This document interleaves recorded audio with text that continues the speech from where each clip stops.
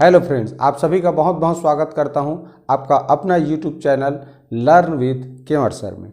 दोस्तों, आज की इस वीडियो में हम सीखने वाले हैं त्रिभुज के संबंध में। त्रिभुज से संबंधित यह मेरा दूसरा वीडियो है। वीडियो भाग 1 मैंने अपने चैनल पर अपलोड कर दिया है। अगर आप लोग नहीं देखे होंगे तो उसका लिंक इस वीडियो के डिस्क्रिप्शन में दिया हुआ है, वहां से जाकर देख सकते हैं। ठीक है, तो त्रिभुज यानी कि ट्राइंगल से संबंधित यह वीडियो भाग 2 लेकर आप लोगों के समक्ष उपस्थित हुआ हूं। आज हम लोग त्रिभुज के प्रकार के बारे में इस वीडियो में जानेंगे। तो त्रिभुज के प्रकार के बारे में सामान्यतः ऊपरी तौर से तो सब लोग जानते हैं, लेकिन कुछ चीज़ें ऐसी रहती हैं जिन्हें हम लोग सामान्यतः नहीं जानते। तो आज उन्हीं चीज़ों को हम जानते हुए त्रिभुज के कितने प्रकार होते हैं ये हम इस वीडियो में जानेंगे। तो चलिए बिना देरी किए हुए आज के यह वीडियो स्टार्ट करते हैं। पढ़ते हैं सबसे पहले ऊपर का टाइटल देखिए, लिखा है त्रिभुज यानी ट्राइंगल भुजा के आधार पर। भुजा को हिंदी में एक और शब्द दिया जाता है बाहु, और इंग्लिश में बोलते हैं भुजा को साइड। ठीक है, तो हम भुजा के आधार पर त्रिभुज के कितने प्रकार होते हैं ये जानेंगे। तो देखिए सबसे पहला क्या लिखा है, समबाहु त्रिभुज। क्या लिखा है, समबाहु।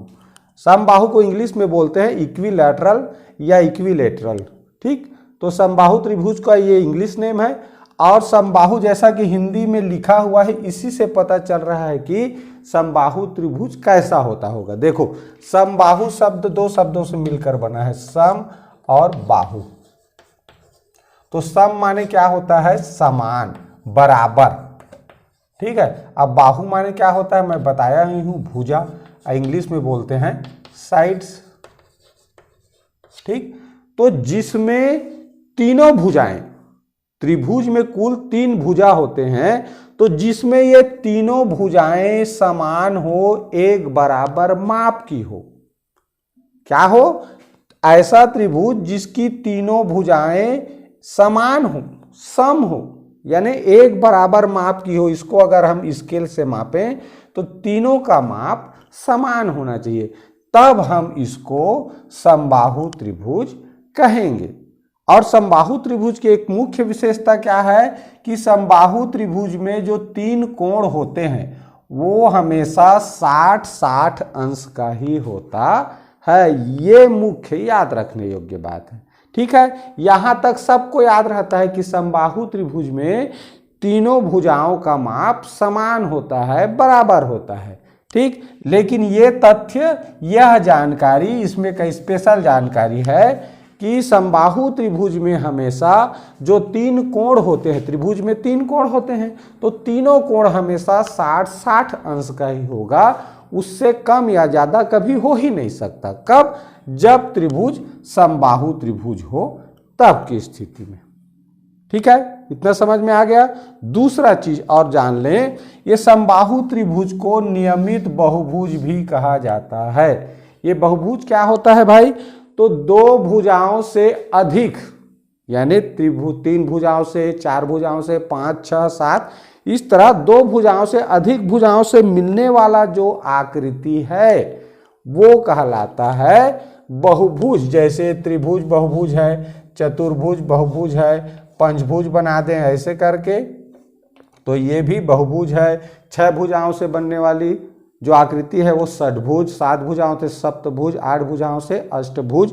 तो इस तरह से 3 भुजा से बहुभुज आकृति का बनना शुरू होता है। इसलिए त्रिभुज को याद रखना प्रथम बहुभुज भी कहा जाता है। क्या कहा जाता है, प्रथम बहुभुज होता है, प्रथम बहुभुज। प्रथम बहुभुज किसे कहते हैं, ऐसा प्रश्न आ जाता है तो याद रखना त्रिभुज को ही प्रथम बहुभुज कहते हैं। ठीक, तो ये जो समबाहु त्रिभुज है इसे नियमित बहुभुज भी कहते हैं। तो ये दूसरा, यानी दूसरा पॉइंट ये भी याद रखने योग्य है। पहला चीज क्या बताया, भुजाओं की लंबाई समान होता है। दूसरा चीज, तीनों कोण 60-60 अंश के ही होंगे।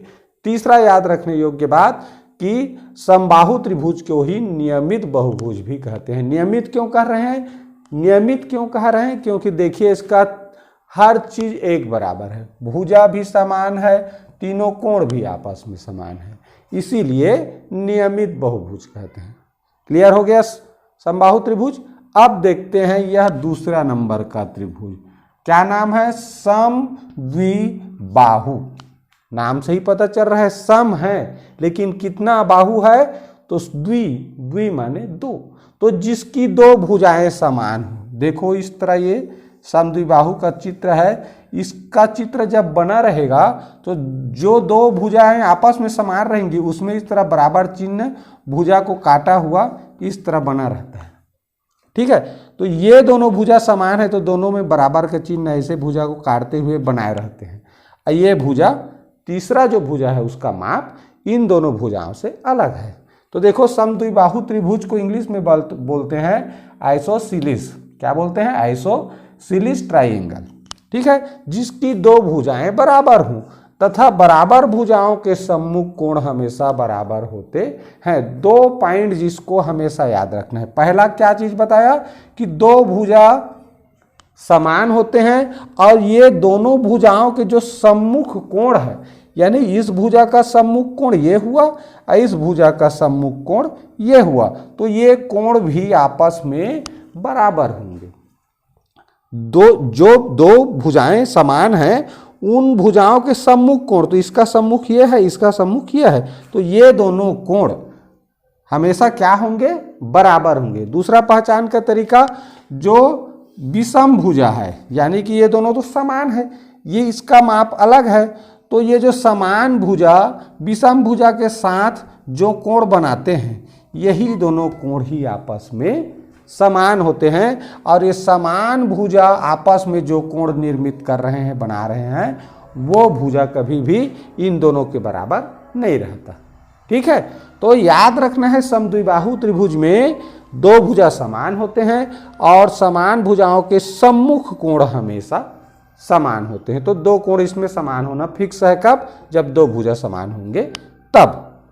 अब इसमें एक महत्वपूर्ण चीज याद रखने योग्य है, वो क्या है कि समबाहु त्रिभुज भी एक समद्विबाहु त्रिभुज है। क्या है? समबाहु त्रिभुज को भी हम समद्विबाहु त्रिभुज कह सकते हैं। ये बहुत इंपॉर्टेंट चीज है, इसको याद रखना है। कैसे भाई?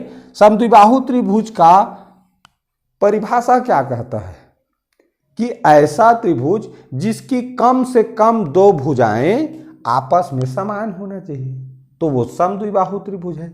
तो देखो समबाहु त्रिभुज में भी तो दो भुजा कम से कम कह रहा है ना, तो दो भुजा तो समान है ही, तो इसको भी हम क्या कह सकते हैं? समद्विबाहु त्रिभुज कह सकते हैं। ये इसमें का ध्यान रखने योग्य या नोट करने योग्य बात है, तथ्य है, जानकारी है, तो इसको अच्छे से याद रखना। ठीक, अब चलिए देखते हैं यह तीसरा त्रिभुज का नाम है विषमबाहु त्रिभुज।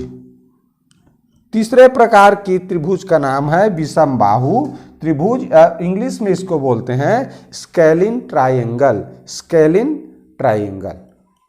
इसमें तीनों भुजाएं व कोण असमान यानी कि अलग अलग होते हैं। ये जो विषमबाहु त्रिभुज है, विषमबाहु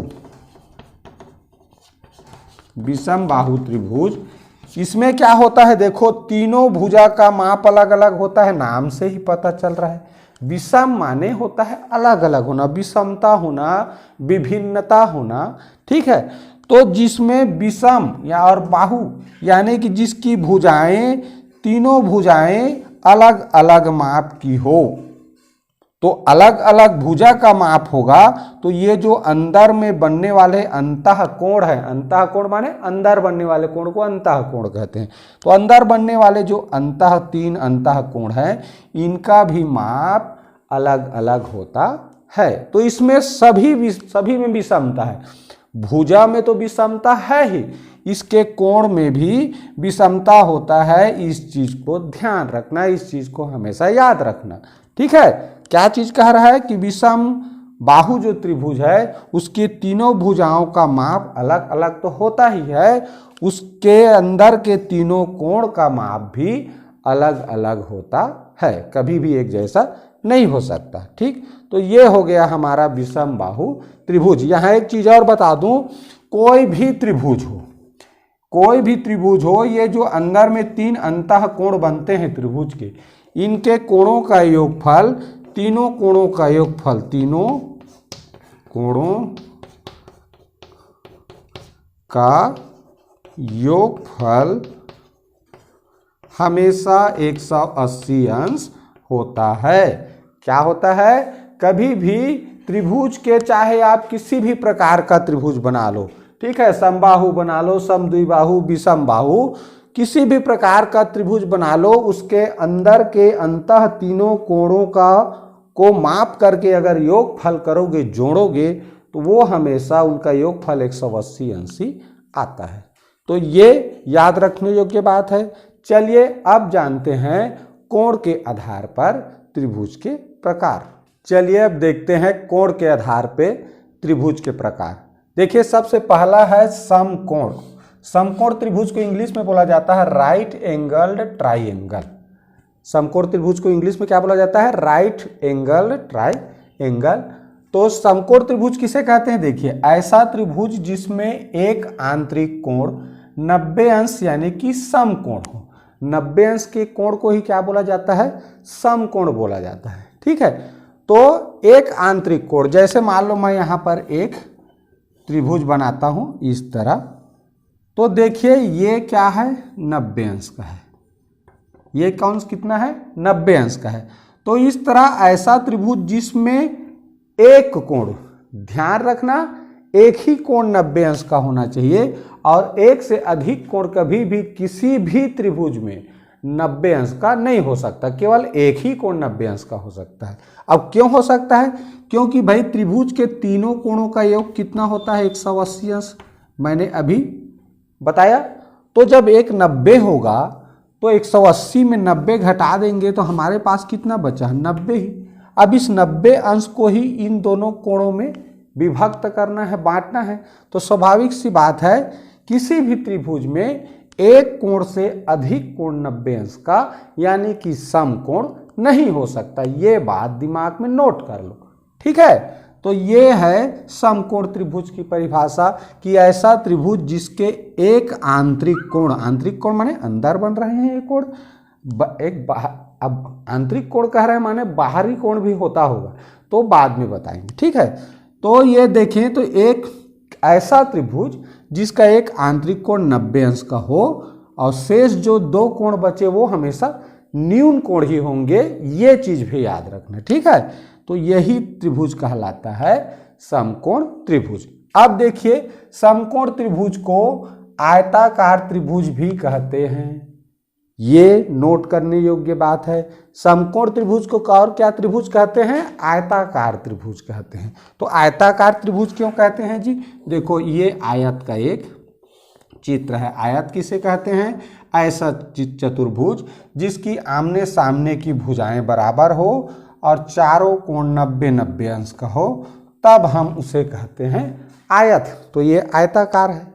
तो आयताकार त्रिभुज इसलिए कहते हैं कि जब हम किसी आयत को इस तरह विकर्ण से सम्मुख कोण को मिलाता हुआ जो रेखा है वो कहलाता है विकर्ण। तो इस तरह जब हम एक आयत को विकर्ण के रूप में काटते हैं तो देखो एक समकोण त्रिभुज प्राप्त होता है।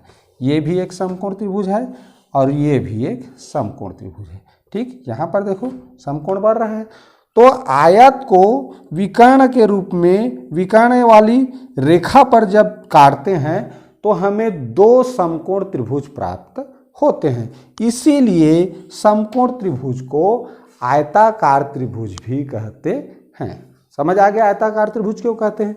अब अगला देखें समकोण त्रिभुज के बारे में कुछ महत्वपूर्ण तथ्य या जानकारी जो हमें याद रखना है। पहला, पाइथागोरी प्रमेय का पालन करता है। ये पाइथागोरी प्रमेय क्या होता है भाई?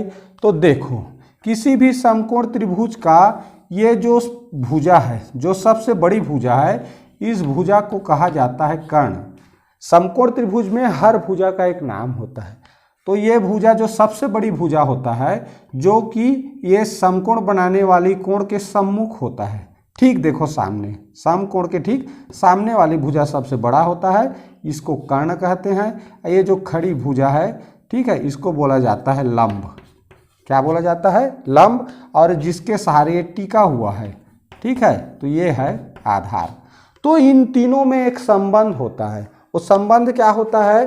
तो कर्ण का वर्ग यानी सबसे बड़ी भुजा का वर्ग हमेशा ये लंब का वर्ग और आधार के वर्ग के बराबर होता है। दोनों का अगर योगफल कर दें, लंब का योग वर्ग कर दें और आधार का योग वर्ग कर दें और दोनों को अगर जोड़ दें तो एक कर्ण के वर्ग के बराबर होता है, यानी सबसे बड़ी भुजा के वर्ग के बराबर होता है।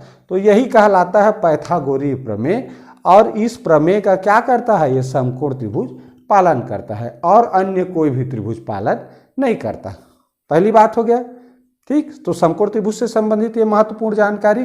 तो ये जो 3, 4 और 5 जो संख्या है ये सबसे प्रसिद्ध पाइथागोरीय त्रिक कहलाता है, क्योंकि ये 3 संख्याओं का समूह है।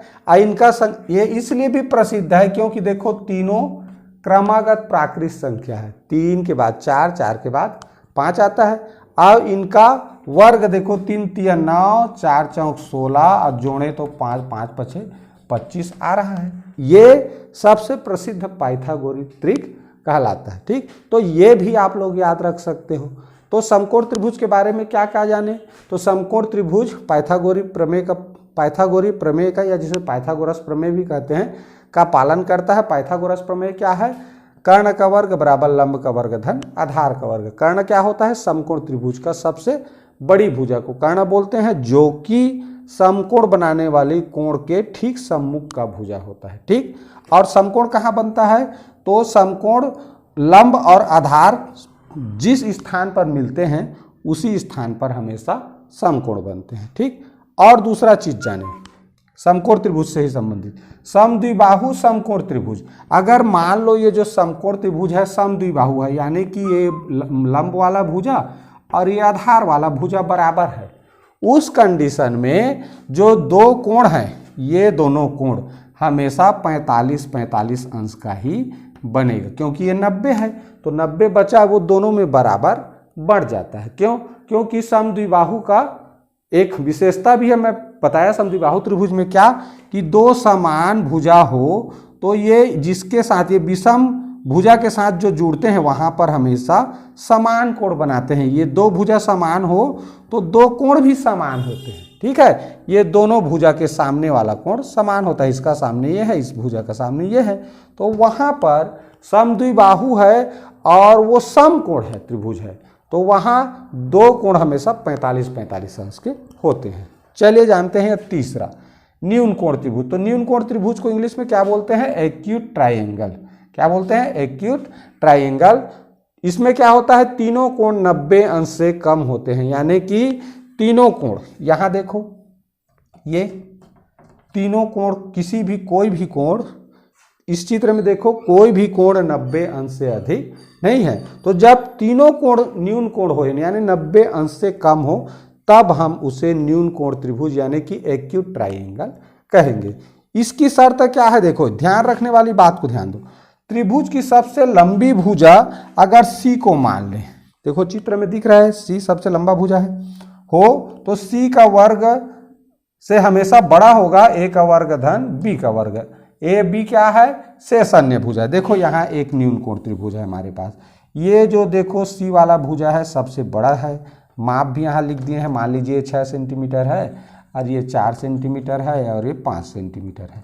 तो देखो ये सबसे बड़ी भुजा है। तो न्यून कोण त्रिभुज में जब ऐसा हो तो उसका नियम है कि सबसे बड़ी भुजा का वर्ग से भी बड़ा होगा ए का वर्ग, यानी शेष दो भुजा बचेंगे उनका वर्ग करके योग करोगे तो वो बड़ा होगा। किससे?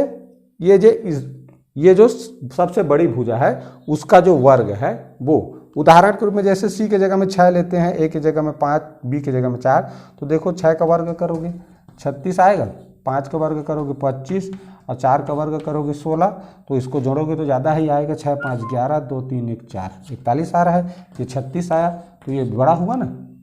तो सबसे बड़ी भुजा का जो वर्ग है उससे बड़ा होना चाहिए क्या? शेष दो और जो भुजा बच गए उसके वर्गों का योगफल, ठीक। चलिए अधिक कोण की परिभाषा देखते हैं।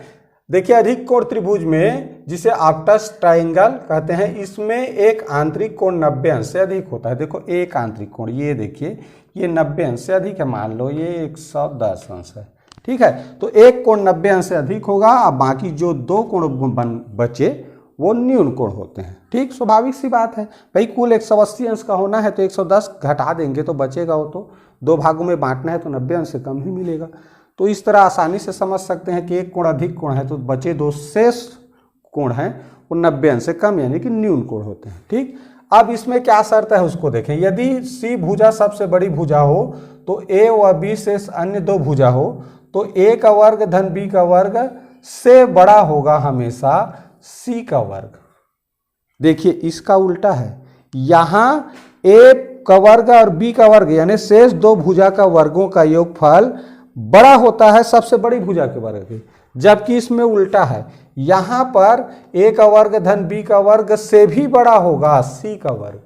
ठीक, जैसे मान लो एक भुजा, ठीक है, सबसे बड़ी भुजा मान लो कितना है 6 है, मान लो ये मैं 6 मान लिया, ठीक, इसको, और एक को मान लिया 3, एक को मान लिया 4।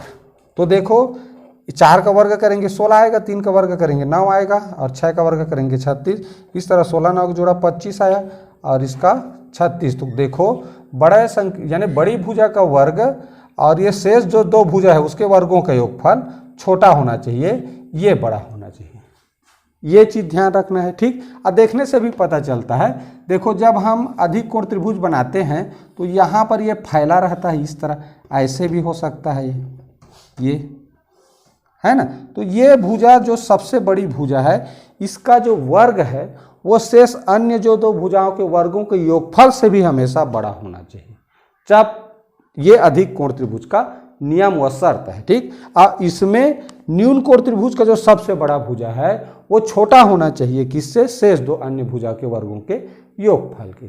ठीक है, तो इस तरह से आज हमने त्रिभुज के प्रकार के बारे में भुजाओं के आधार पर, कोण के आधार पर जाना, जिसमें कुछ महत्वपूर्ण जानकारी जो कि नोट करने योग्य है उसे आप लोग कॉपी में जरूर नोट किया करें, क्योंकि ऐसा जानकारी सामान्यतः हम लोग हमेशा याद नहीं रखते।